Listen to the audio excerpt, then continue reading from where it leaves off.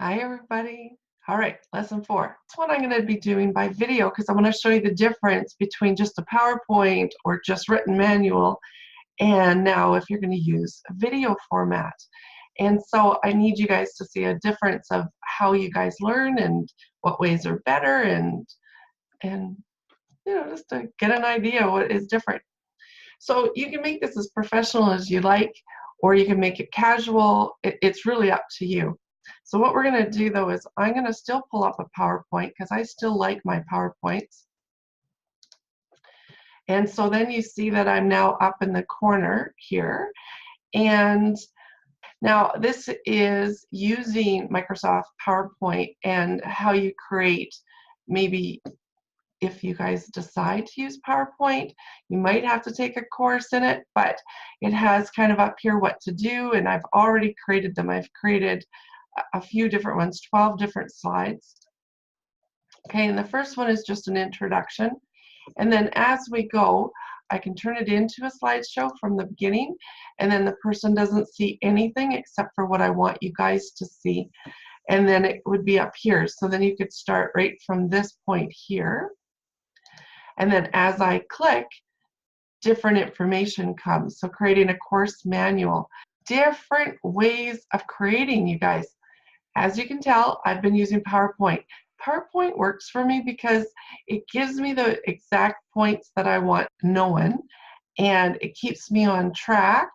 But not just that, it gives you guys something to look at, something to read. Different people have different learning styles. Written manual, many of my courses have written manuals, you guys. They're printable. People can print these off and then have them right there for them to do whatever they're doing, because a lot of my courses are hands-on courses. Some people, let's pretend in hypnosis class, then they'd like a script there, so then they have that, or meditations, they can print out my meditation. Most of my courses have written manuals. Videos, lots and lots of my courses have videos.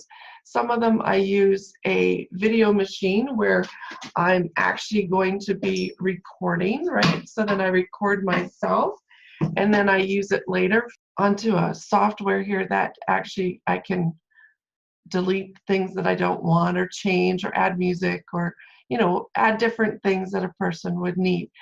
And then email funnels. Now that one's interesting, and I'll grab that up in a little bit to show you, but that one's a new way, and it seems to be the newest way right now to be teaching. So PowerPoint, it can be done by itself, as you guys can see, or it can be done with a video, as I'm doing right now. And Microsoft is one of the best, has a program that works very well. As I said, most of my courses have written manuals. You have a choice of how you want to present your course, how you want to present what it is that the information that you're doing. I could use a PowerPoint presentation and actually have it go from the computer and have it go through a projector onto my whiteboard, and then I could just click as I go, and the clients or the students will see whatever it is I want them to see. I can also add videos to these. So then a video would pop up right here on this page too. So PowerPoints have a lot of different ways that you can use them. In a written manual, usually a written manual, like I have some of my courses that are hundreds of pages long, not just, 4 or 5 or 10 pages. They're actually a couple hundred pages. And so, of course, a written manual is way more convenient, and then people can read it at their own speed. So a lot of times I'll put history of the course, what people have been doing with it, interesting references from other people. But you guys, you have to make sure that you're not using copywritten material. If you do use a quote or something, or if you use a paragraph of somebody else's, you have to reference who that person is and website information. And they say that about 10% of your written material is the most you could ever use as copywritten material. The rest actually has to come out of your own head.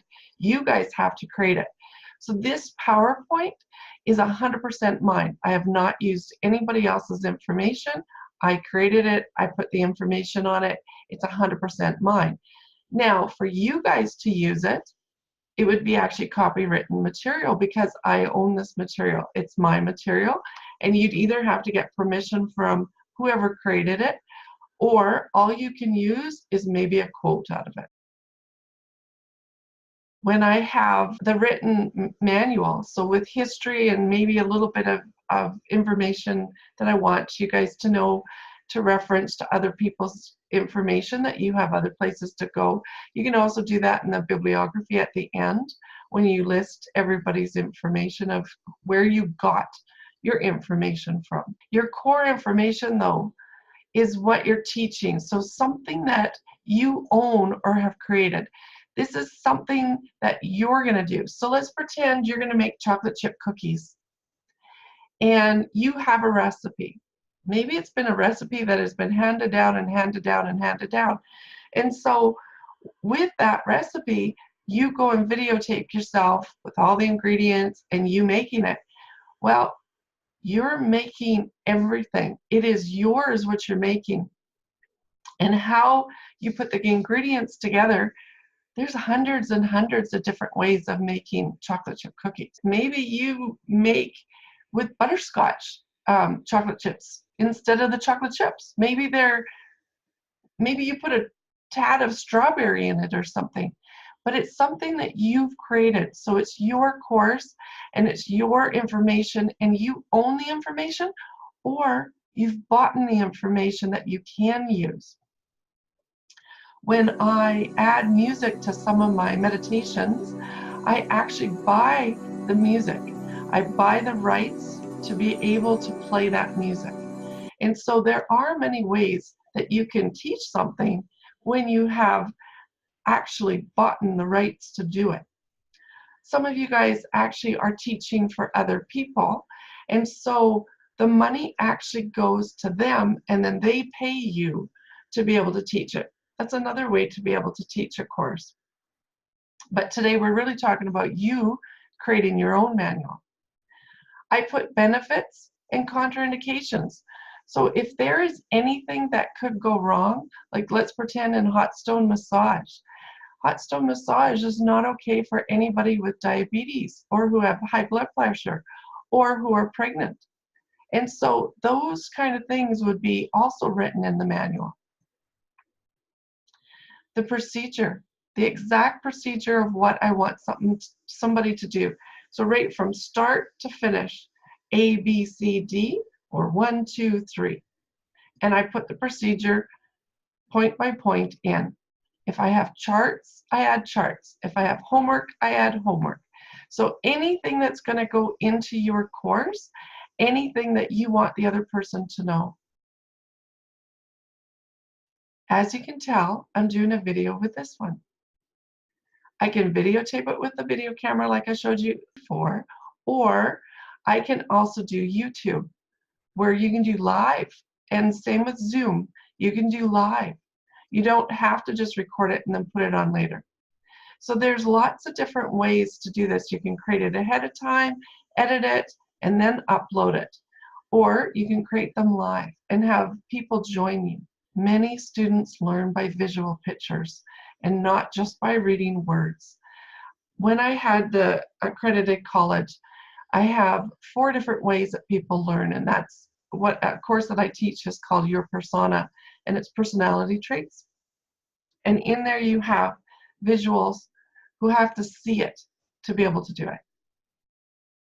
You have feelers for who have to receive it and also do the hands-on portion to actually learn it. You have audios who just have to read the information. They wouldn't have to do it, they wouldn't have to see it, and they'd be able to know how to do it by just reading it. And then what I call the people who are knowers. Knowers like time. They like researching. So they might see it, they might do it, they might read it, but then they are going to take their time and perfect it. And knowers are quite often perfectionists, and they just need time. So there are 4 different ways that people learn, and that's why a lot of these different ways of teaching is important so that you get everybody's attention. Now, email funnels, this gets really interesting nowadays because when I had this school, I opened it in '99, and it's totally different how to teach nowadays than it was back then. And so I'm going to show you, I'm just going to make this go a little bit smaller here. On here, so you see the PowerPoint, but then what I also have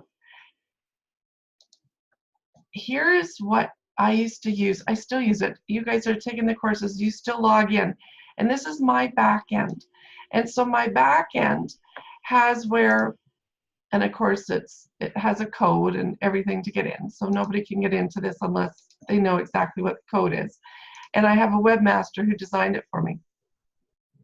And I can go to students. It has a list of all the students, just like when you guys signed up, and it has a list of all my courses. And so I have pages. I have 4 pages of courses because, of course, when I used to own the accredited college, there's lots of information that I used to teach. And so with the different information, I'm just going to go to Magic of Business because a lot of you guys are interested in that. So we have different information that a person can put in. So my web designer had created this program for me years ago. And it has videos that you can go into, and it has all the different courses. So a person can put in your guides and your information. So there's lots of different ways to create information here. Now I'm just going to go pull up my Infusionsoft. And so in here, under Campaign Builders, I can create different programs that I'm going to do. So let's just use the Energenie Mastery program.